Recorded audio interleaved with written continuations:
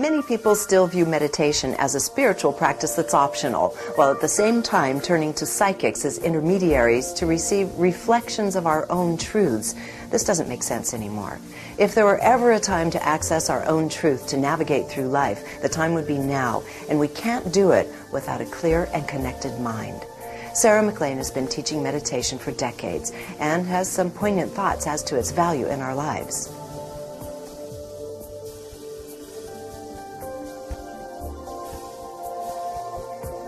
Sarah, I want to start this with a little tiny story, just to kind of set it up, because it happened in the last 24 hours. So here we are in Sedona, my heart's home, your home as well, and I thought, well, in Rome, and I was pondering something, and I was at a friend's house who had a number of sets of little cards, you know, the divination cards, angel cards and such. I thought, sure, why not?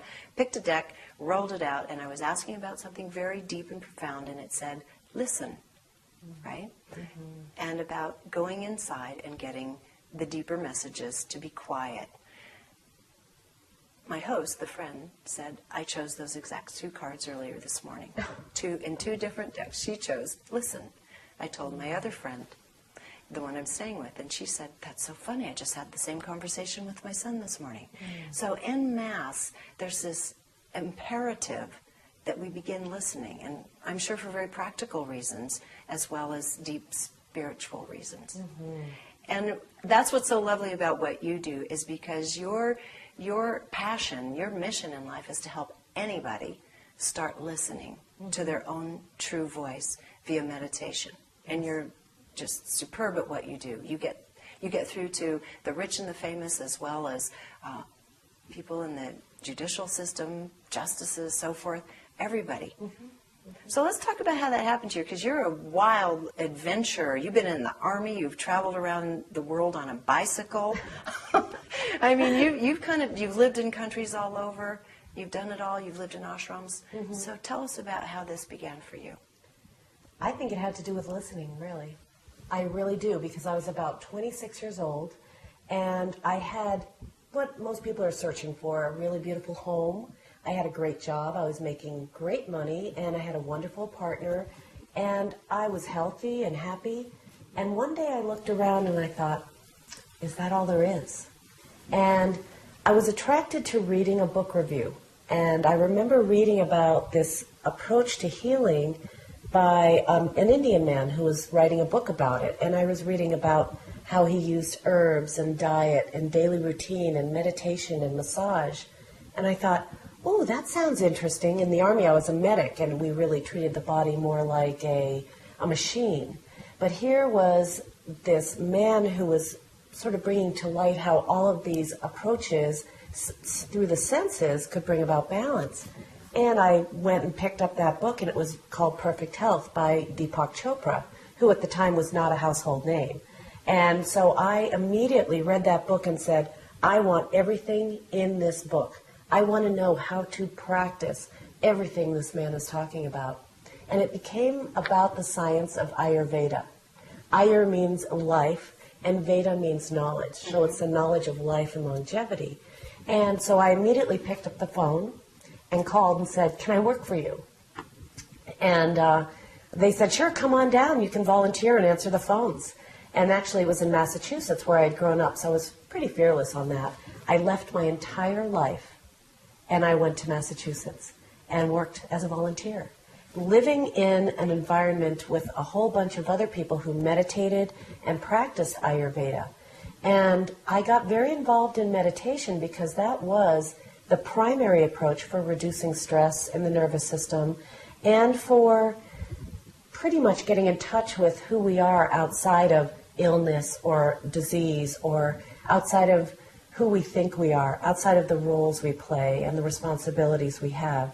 So it was really it was the primary approach to healing, and I didn't realize it at the time I was reading that book review, but the word Ayurveda, I remember talking with someone right after I had read this book review, and I said, that's what I'm going to be doing. It was like a listening, like, that's it.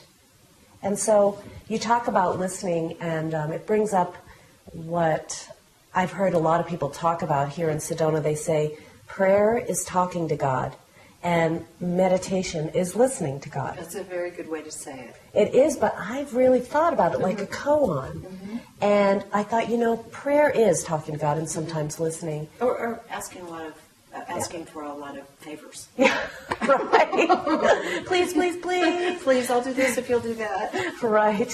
So, but then when I really looked at it more deeply is I realized that meditation helps us, it's like the big Q-tip, helps us to almost purify our senses so we can more clearly listen and pay attention to the whispers. Absolutely, and this is a really key point. Right now, we're living in an age of disinformation, saturation of information, until our minds and our bodies are on complete overload.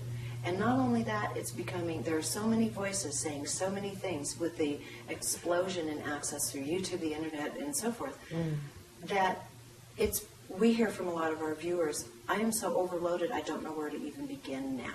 Right. And the only place we really have to go is inside to hear our own refined voice, the highest essence of ourselves. And you can't do that without being still. You can't do that without some form of meditative practice. And I would guess every person listening to this right now would love to have full access to themselves to find out what is for them in their lives absolutely their truth. Yes. And it might not be someone else's truth, but their truth. Only you can give your truth, right? Right, and I love, that is one of the biggest benefits of meditation.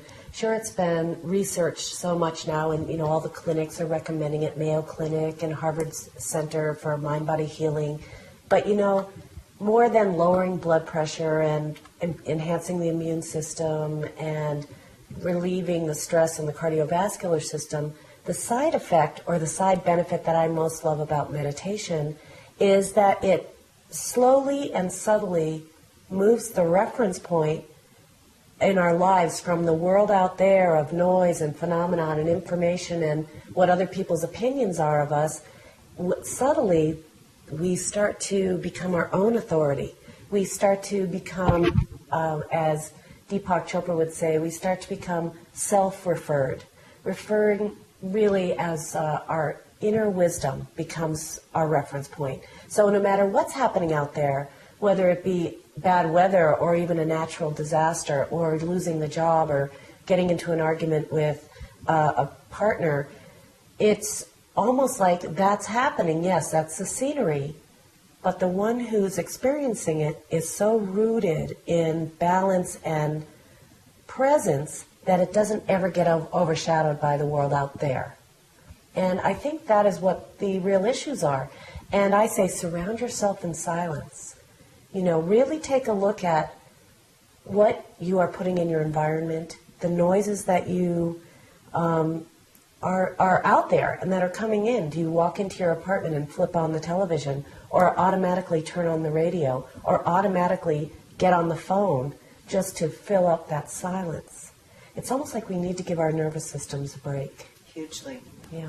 And let's talk about because you see the entire swath of society, everyone. What are you seeing by way of this incredible interference with the nervous system, the mind, and so forth? Can you give us just a couple anecdotal situations of people who have sought you out or found their way to you, who were literally shattered with so much incoming they couldn't handle it anymore? Well, I have people coming to learn to meditate from all walks of life, whether it be their partner just died, or they found out they're stage 4 in cancer, or they've lost their job, or they've retired and they don't know who they are without their reference point of the work. Business card. Right. So I work with many people on that level, and it's almost like their dark night of the soul. And I had mine, and it was a couple of days. I mean, this is the fallacy that there's only one in your life. I've got to say there can be a few. But I often am with people while they're in the middle of that or in the middle of their wake-up call.